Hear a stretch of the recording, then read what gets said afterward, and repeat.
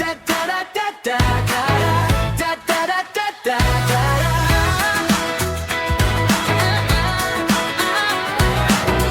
Welcome to QuickTip, and we get right to it, and we get right to it. Dagens quick tip handler om mønsterfølgning, som kan være anvendeligt, når vi blandt andet arbejder med print and cut. Jeg har valgt en figur. Det er sådan set lige meget, hvad det er for en figur, man har valgt, men jeg har valgt et hjerte. Og normalt, når man vælger en figur henfra, så er det en basic cut. Og så er der mange forskellige farver, du kan vælge imellem. Du kan blandt andet vælge nogle af dem, der allerede er udpeget til dig her.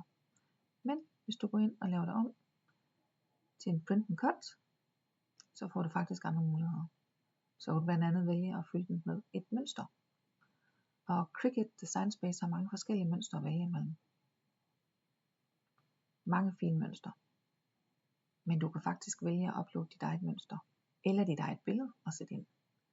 Du skal bare vælge pattern fill i stedet for image, når du uploader. Så jeg går ind, og så vælger jeg et billede her. Det bliver kaffebønner i dag. Det kunne også være et billede af mine børn, eller hund, eller hvad du nu har lyst til. Klikker på den, og så er den lagt ind heroppe sammen med de andre mønstre. Så kan jeg vælge, det er den jeg vil have. Så fint. Du kan også gå ind og redigere lidt på dit mønster. Du kan gå ind og gøre tingene på det større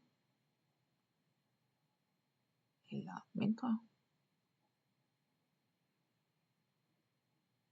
Gør det på den her måde også.